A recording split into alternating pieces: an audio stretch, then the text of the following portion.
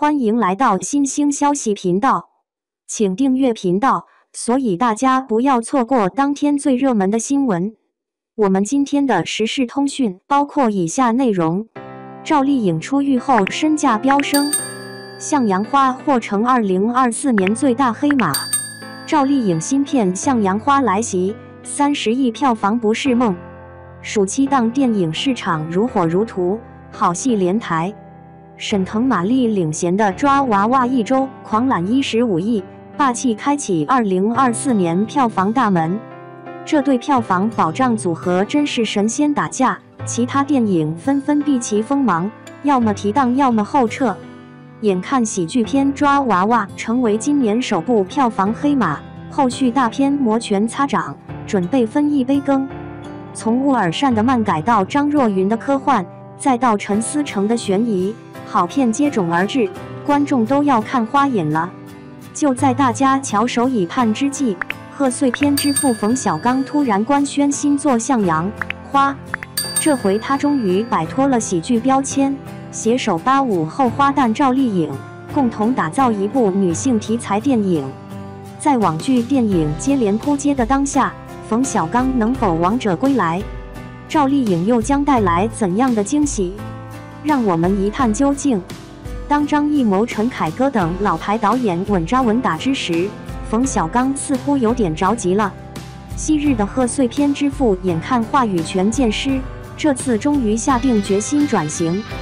了解了《向阳花》的编剧和剧情设定后，我不禁大跌眼镜。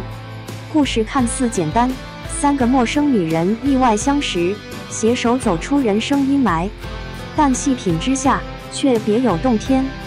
女主角白狐狸赵丽颖氏和黑妹兰西亚氏竟然都是刑满释放人员，因为白狐狸懂手语，狱警邓洪王局势让他负责监督黑妹改造。出狱后，白狐狸带着黑妹一起在灰色地带游走，钻法律空子搞钱。看来监狱生活并未改变他们混日子的态度，直到再次遇到邓洪，3人的命运才发生了翻天覆地的变化。向阳花最大的亮点在于，它聚焦底层女性，毫不避讳人性的阴暗面，同时剥离了世俗的偏见。片中人物虽然身世凄惨，却如向日葵般顽强不屈，即便身陷囹圄也能重新拥抱阳光。有人说这部电影太过悲观，但女主角百折不挠的精神足以冲破黑暗。有人说励志套路太老套，可2位女犯在狱中相依为命，出狱后又被另一个女人拯救，这种设定更多体现了女性与生俱来的温暖与细腻，以及历经磨难后依然勇敢生长的勇气。这无疑是一部女性主导的作品，但故事中闪耀的并非只有一位女星。看来冯小刚这次真是找对了赛道。相信很多观众关注《向阳花》都是冲着赵丽颖来的。如今的她在85后花旦中可谓一骑绝尘，电视剧、电影双丰收，堪称转型最成功的女星之一。看到赵丽颖饰演的白狐狸角色设定，我就预感她一定能完美驾驭。这个角色简直就是3/4许半夏加1/4郝秀萍的结合体。白狐狸经历过苦难，内心强大，却又不像郝秀萍那般悲惨，她更像《风吹半夏》中的许半夏。一提到许半夏，观众的第一印象就是苦。商业嗅觉敏锐，眼光独到，骨子里透着一股别惹老娘的狠劲儿。白狐狸能进监狱还督促他人，性格必定开朗外向。会手语的她很可能有个残障亲人，我猜测是聋哑丈夫遭人侵害，她为报仇才误入歧途。出狱后能在灰色地带周旋，一定是个适应能力强、头脑灵活、敢想敢做的主。没点虎劲儿，哪能干得出这些事？当然，白狐狸也有柔软细腻的一面。她虽然坐过牢，还打擦边球，看似品行不端，但在这个世道里，白狐狸摸爬滚打，不怕死的样子，反而凸显出她的不幸。这种像小刺猬般将尖刺对外，把柔软藏在心底的形象，与赵丽颖的气质简直绝配。从与张艺谋合作的第20条开始，赵丽颖的演技片段就在网上刷屏。我敢说，她是唯一一个能将底层女性诠释得淋漓尽致的85后花旦。她完全抛弃了偶像包袱，与马丽、雷佳音等实力派对戏毫不违和，着实令人惊艳。正是这样出色的表现，为赵丽颖赢得了更多优质资源。冯小刚的《向阳》花同样颇具亮点，我更期待他能在电影中挑大梁的精彩表现。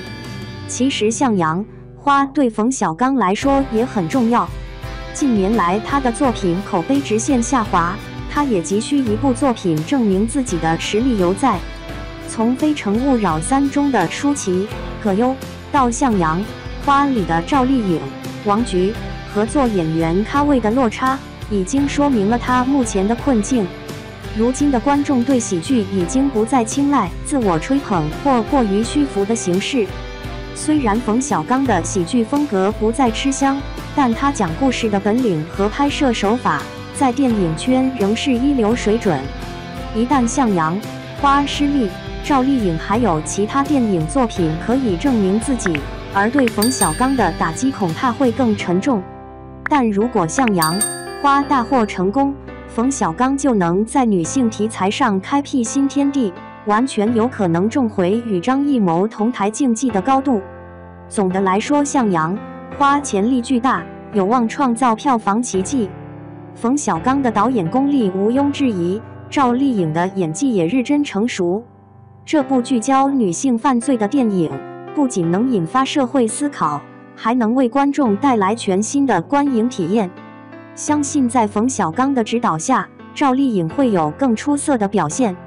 她将完美诠释白狐狸这个复杂角色，展现出底层女性的坚韧与柔软。同时，兰西亚和王菊的加盟也为影片增色不少，3位女演员的精彩对手戏值得期待。